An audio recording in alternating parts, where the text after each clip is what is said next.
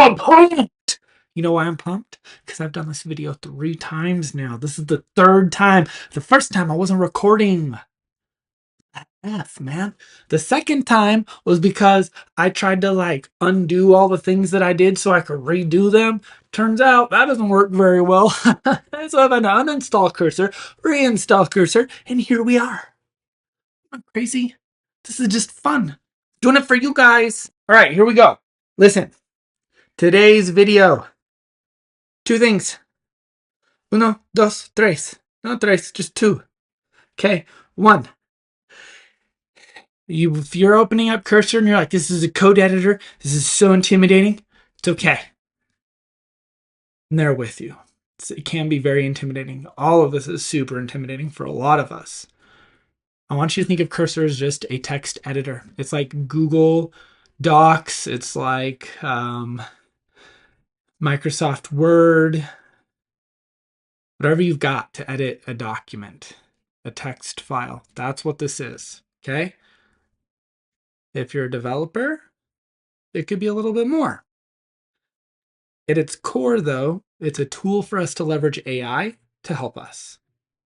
So I am using AI to write apps. You could be using AI to manage documents, to do a myriad of different things, even just chat. And we'll cover a lot of those core basic things. But today, I'm going to give you a quick tour of Cursor. The first part is for that higher level of just document management, how to use it, how to drive around, what's it doing. And the second half will be for that like deeper dive, like, well, what if I want to code? Or what if I am a developer, right? So the first part's beneficial for everyone. The second part, maybe not, is beneficial for everyone, and that's okay. So here we go. First thing, you open up Cursor. If you haven't you've probably done this before, but like we're opening up, I'm clicking in a project, right? Now, when it opens up this folder, it's like, I'm going to go into projects here and I'm just going to create a new folder and we're going to kind of call it Funzo, because why not? Why not?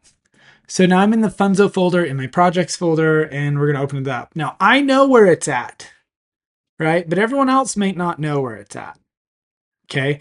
So I'm going to show you a little bit. So first thing we're going to do is we're going to make a markdown file about lizards, and we're going to just make it a detailed file with examples so we can just showcase some things. Don't worry about it too much. Oh goodness. There we go. Hold on.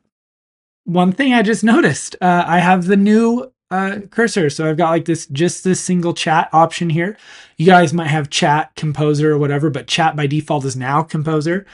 So if you see other options across the top here, I am technically in the composer option, and I have the agent selected, which is over here if you're in the older version. Also, I've noticed that that is happening, so we'll talk about that real quick. Anywho,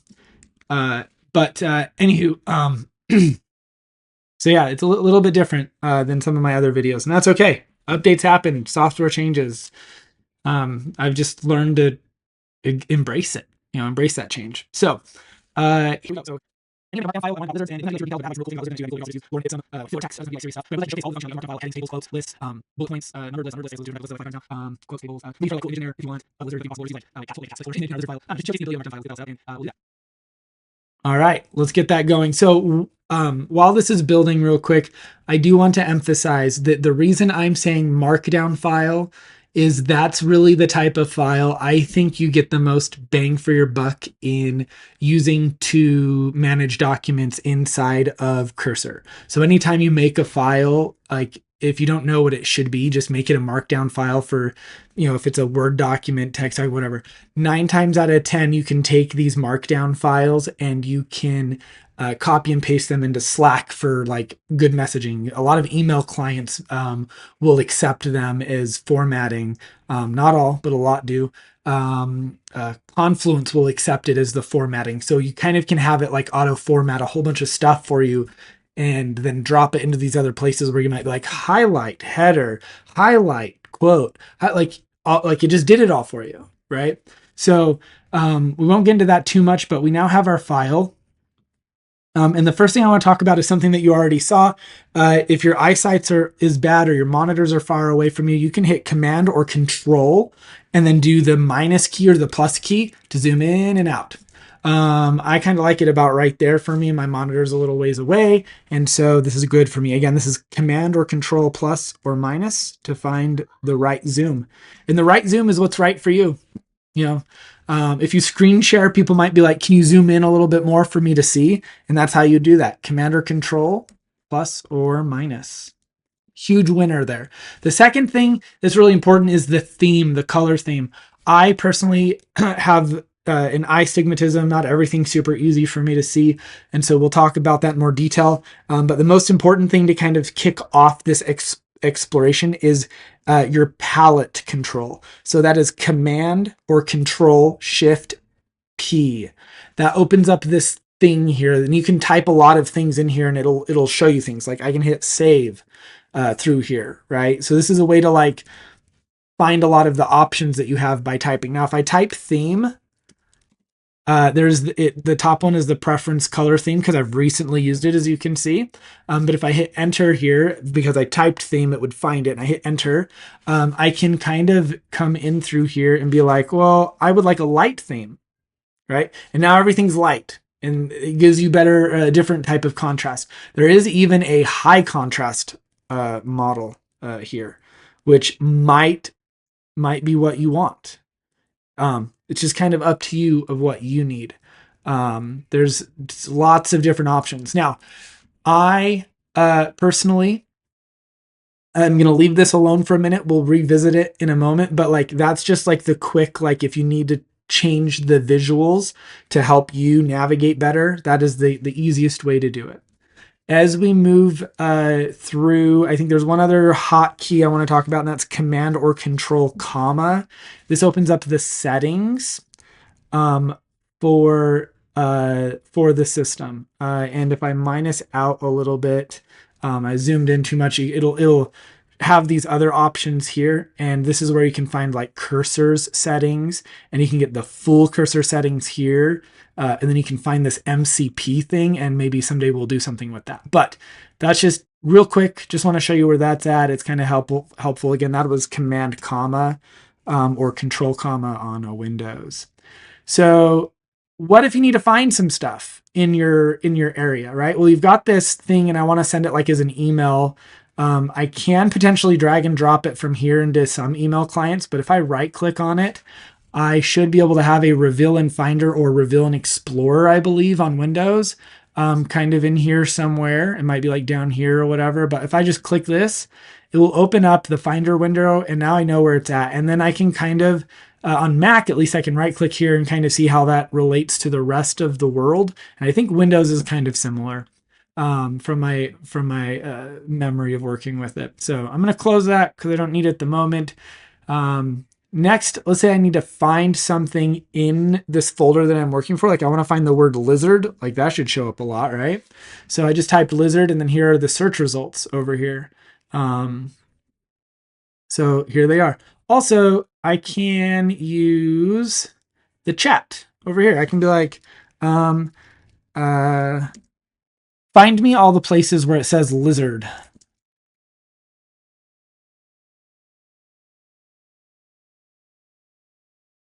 And so it's using some tools to do this, and it's gonna find it for me and let me know all about the places where lizard is at. It found 22 occurrences of the word lizard, and over here it found 23 occurrences. But I don't know. So that's interesting. I'm not going to dig into that, but who knows? Next, moving across over here, this one is the source control. This is Git. You can also connect to GitHub if you want. The one thing I will say is that I think everyone should learn this at some point. I'm going to do a video in more detail on it and how it can help you with your workflows and what you're doing. But for today, we're going to not worry about it too much as on the developer side. If you don't know about it, again, the other video will be very helpful. But if you know about Git, this is how you can initialize a repository super quick. Just boop, done. It's great. This next one is important. It's huge. this is the packages and the extensions marketplace. So this is a fork of an editor called VS Code. And so we have access to all of VS Code's plugins. You'll notice here that the Python plugin has 160 million downloads. Anything that's over 1 million downloads is super good. Anything less than that is probably okay. But like if it has like 5 downloads, don't do it. If it has like 20,000 downloads, maybe okay. But 1 million, super good. Hundreds of thousands, probably okay. Less than like 20,000, a little sketch, but probably still okay. Just kind of depends on the world you're in. So what are these extensions? Well, for me, one of the most important extensions for me is Night Owl. Night Owl is a theme that once I install it, will change the appearance of my browser. And this is made by Sarah Drasner. It's super awesome. It has high contrasts for people who have all sorts of different seeing problems. It's super accessible, and it has a light version as well. Again, Command Shift P to open up the palette preferences, and I can find Night Owl in here now. And we're going to do the regular Night Owl with italics. I can do it without italics if I want, but with italics is my preference. I like the italics. So now visually, I feel really comfortable about where I'm at. Some other ones that are really helpful. So file utils. Since we're looking at this as a file manager, these two right here, file icons and file utils, are super awesome. So if we come over here and just look, this is what this looks like at the moment. And if I right click, I can see that there's maybe, I don't know, about 15 here. And if we go back and I install this, and we install this, and we come back over here, it has a different logo here. So it's got like different icons for the files, which I think are a little bit better for most of us. And that's got to go away. That's annoying. File icons, the default. And then if I right click on this, we have more options than we did before. Most importantly, we have this duplicate option, which is like, for me, the main reason to add this is because I can simply duplicate a file. I mean, now I can just ask Cursor to do it through the AI agent, but you know, I can right click and duplicate rather than copy and paste. But yeah, that one's kind of good. I feel like there was one more I wanted to cover. Let's see, we got accessibility visually, we got file management. We'll see if this is already built in. So I've got this markdown file here selected, and if I hit Command Shift P again to open up that palette, I've looked at it recently, this open preview. And so if I open up the preview, because it's a markdown file, I can see what this markdown file, let me just close this and close this. I can see what this, I can see an easier presentation of this visual of this file, right? So it's like it's visual. I don't know how to say it. This is a good looking one. It looks good, right? Rather than like the code version. So in a way, this is technically HTML. And so this is like the rendered version of the markdown. This is what, if you took this code here, this like layout here, and you took it to Confluence and pasted it in, Confluence would make it look like this, essentially. Or a lot of other things. Like there's also like I said, a lot of email clients and stuff support this. So it's just, or Slack is a messaging tool. So just, it's just kind of nice. To get the left window back, again, like I said, over here, you have the ability to open it up, but you can see Command B or Command Option B here for both of these. On Windows, I believe it's going to be Control B. But let's open that guy back up. And I think actually that's kind of it. The last kind of cool hack that I'm going to show as we transition to the developer side, this is something I really enjoy. I have this chat going here, and I can click on these 3 dots and I can open chat as editor. And now I can move over here with my tabs, and now I have a lot more space. I hate having like all of the panes, honestly. I like just give me what I need, right? And then I might drag this all the way over to the beginning so my chat is in the front, right? And then if I do a plus for a new chat, It's just right there ready to go.